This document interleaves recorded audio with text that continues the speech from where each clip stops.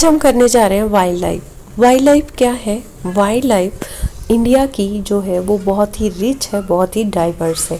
Rich मतलब wild life की अगर बात करें तो अगर हमारे वाइल्ड में हमारे जो फॉरेस्ट हैं उनमें बहुत ज़्यादा वेराइटीज़ हैं, बहुत ज़्यादा अमाउंट में हमारे पास ट्रीज़ हैं या एनिमल्स हैं बहुत ज़्यादा नंबर में, तो हम कह सकते हैं कि हमारी जो वाइल्ड लाइफ है बहुत ही रिच है, बहुत ही डाइवर्स है। फॉरेस्ट है वो बहुत ज़्यादा रेप्टाइल्स के और वाइल्ड एनिमल के लिए घर है। ठीक है, there are almost 500 wildlife sanctuaries in India. हमारे इंडिया में कितनी वाइल्ड लाइफ सेंचुरीज हैं? 500 है। ठीक है, तो अभी के लिए आपको थोड़ा सा टफ लगेगा कि ये है क्या। अभी हम वाइल्ड लाइफ सेंचुरी को करते हैं। देखो कितनी है total, near about 500 wildlife centuries हैं। वाइल्ड लाइफ सेंचुरी एक्चुअली होता क्या है? जहाँ पर एनिमल्स को अगर प्रोटेक्शन हम दे रहे हैं तो उसको वाइल्ड लाइफ सेंचुरी बोलेंगे। एक ऐसी जगह जहाँ पर हम एनिमल्स को, बर्ड्स को, इंसेक्ट्स को प्रोटेक्शन दे रहे हैं। ठीक है, India has a vast forest cover and is a home to number of rare and threatened species. India के पास जो फॉरेस्ट है वो बहुत ज़्यादा घना है। ठीक है, हमारी इंडियन अर्थ है, जो इंडिया की जो ज़मीन है उसके ऊपर बहुत ज़्यादा फॉरेस्ट है और बहुत ज़्यादा रेयर, जो मतलब बहुत कम दिखाई देते हैं ऐसे एनिमल्स के लिए, और जो ख़त्म होने वाले हैं, जो पहले बहुत ज़्यादा थे लेकिन अब ख़त्म होने वाले हैं, उनको बोलते हैं थ्रेटेंड एनिमल स्पीसीज। उनके लिए ये घर का काम करता है। ठीक है, wildlife sanctuaries are essential to protect rare animals. किस लिए ज़रूरी है वाइल्ड लाइफ सेंचुरी बनाना? कि हम उस सेंचुरी में एनिमल्स को प्रोटेक्ट कर सकें, उन रेयर एनिमल्स को जो बहुत कम है। जो पहले ज़्यादा थे अब तो वो ख़त्म होने वाले हैं, लेकिन जो पहले से ही कम है उनको तो ज़्यादा खतरा है ना। नेशनल पार्क क्या है? हमारे इंडिया में नियर अबाउट 100 नेशनल पार्क हैं। देखो ये लिखा हुआ है, biosphere reserve protect large area of natural habitat. अगर हम बायोस्फीयर रिजर्व की बात करें तो जो नेचुरल हैबिटेट है, मतलब जैसे लायन का हैबिटेट क्या है? एक फॉरेस्ट ही तो है, उसका घर एक फॉरेस्ट ही तो होगा। तो इस तरह से जो नेचुरल हैबिटेट है प्लांट्स का या एनिमल्स का, उसको प्रोटेक्शन देना, उस एरिया को ही प्रोटेक्शन देना जिसमें प्लांट्स और एनिमल सब कुछ आ जाएगा। ठीक है, मे इंक्लूड वन और मोर नेशनल पार्क। इस बायोस्फीयर रिजर्व में एक या एक से ज़्यादा नेशनल पार्क भी हो सकते हैं। तो बायोस्फीयर रिजर्व का मतलब समझ रहे हो कि हमने उस पूरे बायोस्फीयर मतलब उस एरिया को जहाँ पे प्लांट या एनिमल रहते हैं उसको उसके नेचुरल पोजीशन में ही प्रोटेक्ट कर दिया। अब नेशनल पार्क उसके अंदर आ सकते हैं क्योंकि बहुत बड़ा एरिया होता है बायोस्फीयर का। ठीक है, तो टोटल 18 बायोस्फीयर रिजर्व हैं। भाई इतने बड़े बड़े एरिया में बायोस्फीयर रिजर्व बनते हैं तो 18 है तो ठीक ठाक है ना। तो हमने इतने एरिया को 18 जो बायोस्फीयर रिजर्व बनाए हैं वो बहुत ज़्यादा एरिया को कवर करके बनाया है, नेचुरल हैबिटेट को प्रोटेक्ट किया है। तो बायोस्फीयर रिजर्व जो है वो प्रोटेक्शन किसको देते हैं? एनिमल्स को, प्लांट्स को और लोगों को भी, जो लोग उस एरिया में रहते हैं उनको भी प्रोटेक्शन दी है। Some famous biosphere reserve in India are Nanda Devi, gulf of Mannar, Nilgiri, Manas and Sundarban. ये सारे देखो, अगर मैं आपसे पूछूं biosphere reserve in India are Nanda Devi, gulf of Mannar, फिर डैश एंड सुंदरबंस, तो आपको ये दो भी याद होने चाहिए। मतलब ये जितने आपके बुक में दिए हुए हैं इनको आप साथ में याद कर लेना।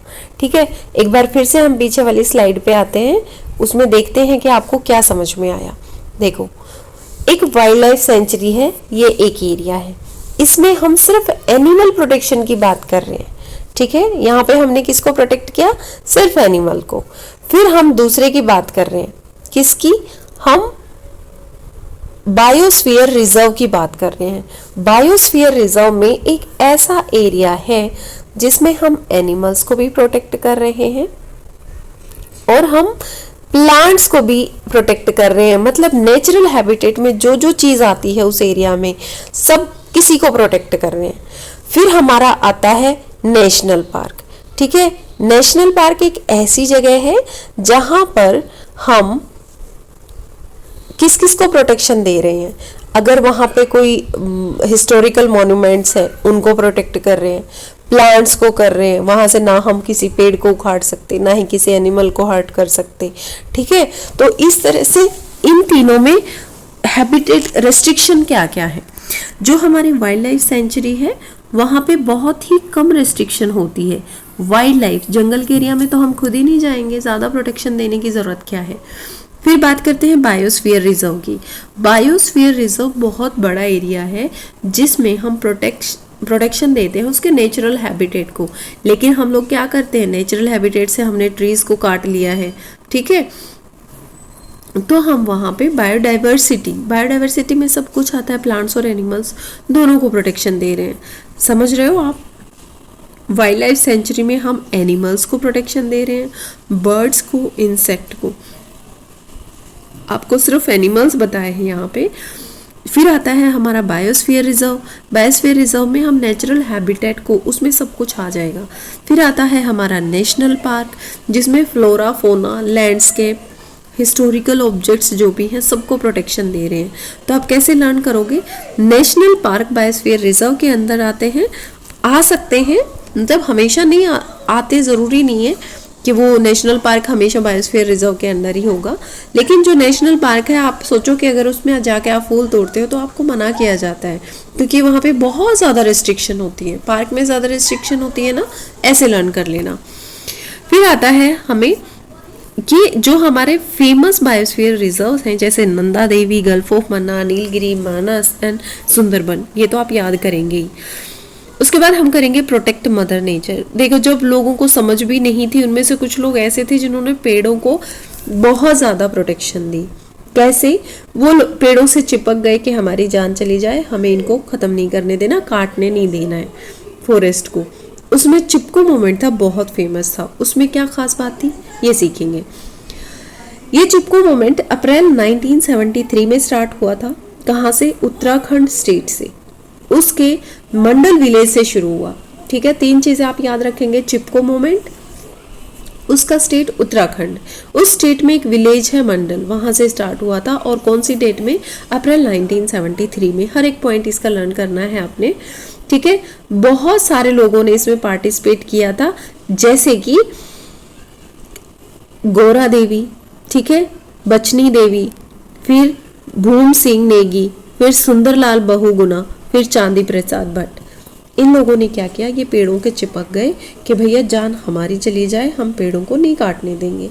तो इन लोगों के नाम याद नहीं कर सकते हम। इन्होंने उस टाइम में जब बहुत ज़्यादा पेड़ होते थे, अब तो फिर भी पेड़ों की कमी हो गई है, उस टाइम में इतना ज़्यादा सोचा।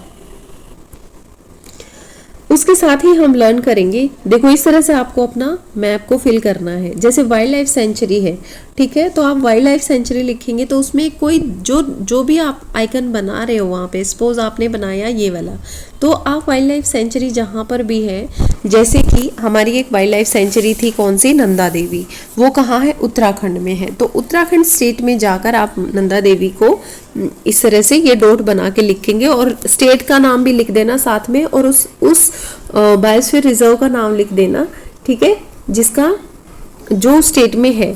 फिर बर्ड सेंचुरी है, नेशनल पार्क है, जो भी आप है उसको उस स्टेट का नाम भी साथ में लिखना। हो सकता है टीचर ने ये भी पूछा हो, तो कई बार आप नहीं लिखते हो तो फिर मार्क्स कट जाते हैं, ठीक है। एक चीज़ और आपने याद रखनी है कि 2009 में, कब?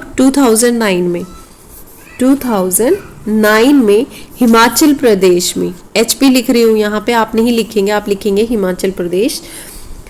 वहाँ पे लोगों ने क्या किया, वुमेन्स ने, लेडीज़ ने राखी बांधना शुरू कर दिया पेड़ों के ऊपर कि हम आपको बचाएंगे, आपकी रक्षा करेंगे, ठीक है। 2009 में वुमेन ने हिमाचल प्रदेश में राखी बांधी पेड़ों पे टू प्रोटेक्ट देम। ओके, अब क्वेश्चन की बारी आती है। अगर आपने चैप्टर अच्छे से सुना है तो आप मुझे बताएंगे कि चिपको मूवमेंट कब शुरू हुआ था, कौन से ईयर में, कौन से मंथ में, कौन से विलेज में शुरू हुआ था और कौन से स्टेट में शुरू हुआ था। और ऐसे 4 लोगों के नाम बताएंगे आप जो चिपको मूवमेंट में थे, जिन्होंने पेड़ों से हग किया, उनको प्रोटेक्ट किया, ठीक है, उनसे चिपक गए, इसीलिए उसका नाम चिपको मूवमेंट था। दूसरा क्वेश्चन आप बताएंगे मुझे, इंडिया में कितनी वाइल्ड लाइफ सेंचुरी है। तीसरा क्वेश्चन बताएंगे, नेशनल पार्क कितने हैं। और फोर्थ क्वेश्चन होगा आपका बायोस्फीयर रिजर्व इंडिया में कितने हैं। ओके, अगर आपको किसी भी सब्जेक्ट में स्पेशली साइंस, एसएसटी और मैथ में कोई प्रॉब्लम है तो मुझे कमेंट में ज़रूर बताना। Thank you for watching life science cafe.